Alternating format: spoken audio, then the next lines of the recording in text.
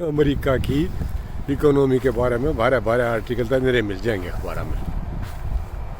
New York times में पढ़ लो, times of India में पढ़ लो। मैं तो कुछ इसी बात आपने बताना चाहूँ जो हमारे छोरे का काम आवे। आजकल हर कोई बाहर भाजने के चक्कर में है, कोई ऑस्ट्रेलिया, कोई इंग्लैंड, कोई अमेरिका और कोई न्यूजीलैंड। हमने पता तो होना चाहिए इनका सिस्टम क्या है। अमेरिका का यहाँ मैं मोटा मोटा आपको बताना चाहता हूँ। दो तरह का हिसाब किताब है, एक तो लेबर क्लास है और एक टेक्निकली साउंड यानी पढ़ी लिखी क्लास है। पहले मैं आपने पढ़ी लिखी वाले की बताऊंगा ताकि आपने ये अंदाज़ा हो कि क्यों हमारे देश के ये बालक डॉक्टर और इंजीनियर बन के अमेरिका भाग जाए। यहाँ पे जैसे आपको पता ही है, आज के दिन डॉलर का रेट 80-82 चल रहा है। एक आम सा बच्चा जो इंजीनियरिंग कॉलेज करके और यहाँ आके इनकी पोस्ट ग्रेजुएशन डिग्री कर लेता है, उसको तकरीबन $80,000 साल भर में मिल जाते हैं। 8×8 = 64, यानी 64 लाख रुपया साल का उसने एक एवरेज बच्चे ने मिल जाए। और जब बालक हो IIT का, भाई उसने 100,000 भी मिल सकें, 120 भी मिल सकें। जो पुराने हो रहे हैं उन्हें 150 भी मिल जाए। ये उस पर डिपेंड करे आपका कितना एक्सपीरियंस है और कितना नॉलेज आपके पास है। नॉलेज की कीमत है इस देश में।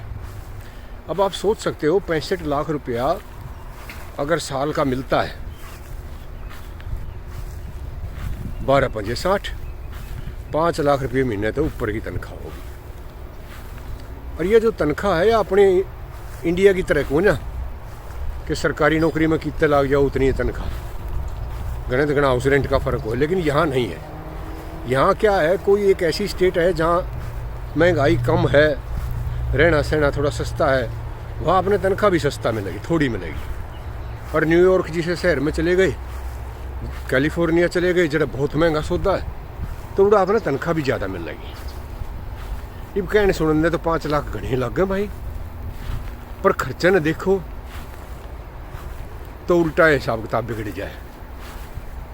ब्रेड ब्रेड है होता है, $7 में ब्रेड मिल रहा है बढ़िया वाला, 7×8 = 56, तकरीबन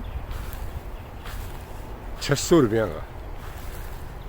आइसक्रीम खा लो भाई, 8×8 = 64, $8-7 की आइसक्रीम मिलती है। 650 रुपये की आइसक्रीम का एक खा लोगे, देख लो। घर किराए पे ले लो आप, $2-2.5 हज़ार का घर मिलेगा। 25×8 = 2 लाख के करीब घर किराए पे मिलेगा। यहाँ का जो सिस्टम है वो दूसरी तरह का है। अरे कौन कितना अमीर है इस बात तक को ना जाना जाता कि उन्हें तनख्वाह कितनी मिल रही है। इस बात पे जाना जा है कि वो खर्चा कितना करा है। अगर वो खर्चा अच्छा करने लग रहा है तो अमीर माना जा है, उसने लोन मिल जाएगा, वो बड़ी बड़ी गाड़ी लेगा। और गाड़ियाँ का भी अजीब हिसाब से है। वैसे तो अपने इंडिया में भी किराए पे मिल जाए, किराए पे का मतलब किस्तां पे मिल जाए, पर इस देश में तो गदर है। आप घड़ी किस्तां पे ले लो, गाड़ी तो ले लो, हर महीने की किस्त बांध दें। बस सामान बिकना चाहिए, थोड़ा बहुत कम मार्जिन मिल जाए तो भी ये चीज़ ने बेच दें। किसी स्टोर पर चले जाओ, छोटी मोटी चीज़ इतनी महंगी, आम आदमी का जीना दुभर है। करीब 10-11 साल से मैं अमेरिका आ रहा हूँ, कदे फ़र्क सा नज़र नहीं आया करता किसी चीज़ में। तकरीबन वो भाव चल रहे थे, पर इस बार सारी चीज़ें मांग लाग रही है। तकरीबन 20-25% सारी चीज़ महंगी है। ये तो मोटा मोटा मैं आपने बता रहा था उन लड़कियों का जो पढ़े लिखे हैं और सही तरीके से कानूनन या तो कंपनी ने भेज रखे हैं या खुद सिलेक्शन हुआ है या यहाँ पढ़ के और नौकरी लग गई। दूसरा तबका मैंने पहले एक वीडियो बनाई थी जो यूट्यूब पर भी डाल रखी है, डोंकी गलत तरीके से मैक्सिको की दीवार कूद गए।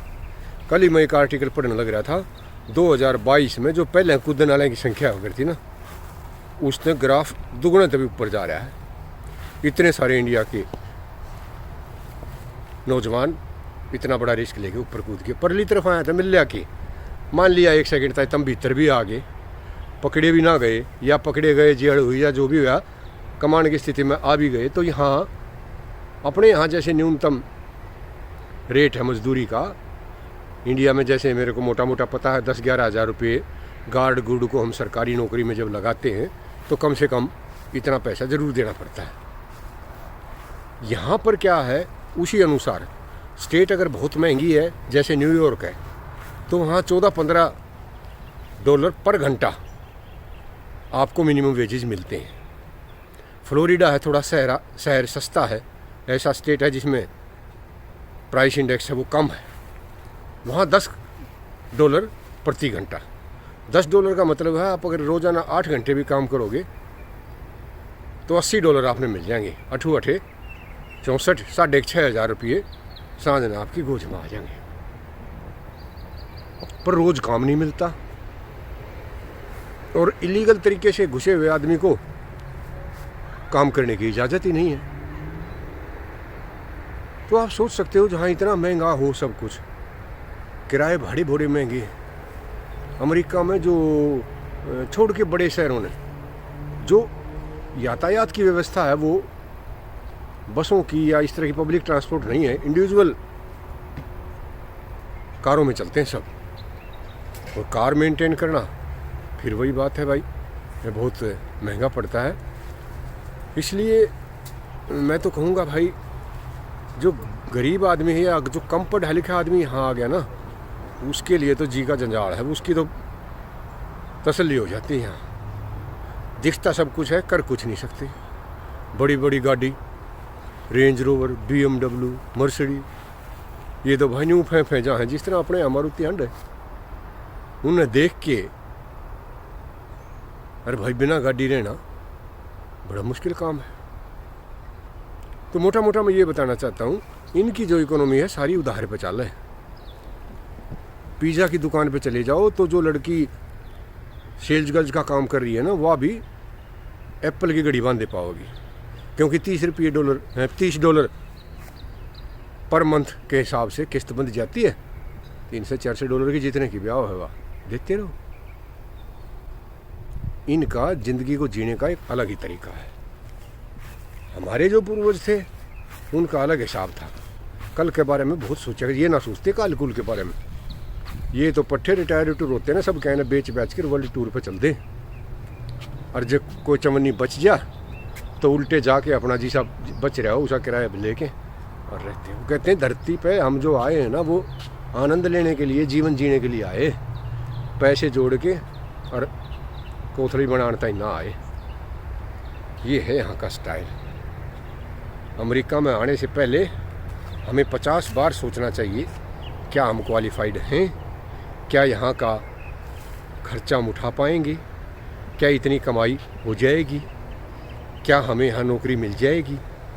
यहाँ भी ऐसे ही है, काबिल को नौकरी देते हैं, अड़ंगे को कोई नहीं पूछता, और वो पर्ची पुर्ची और सिफारिश और फ़ोन और वो तो खाता है ख़त्म है भाई। सब भाई हम तो प्राइवेट सेक्टर में है, नौकरी सरकारी तो नाम किए हैं।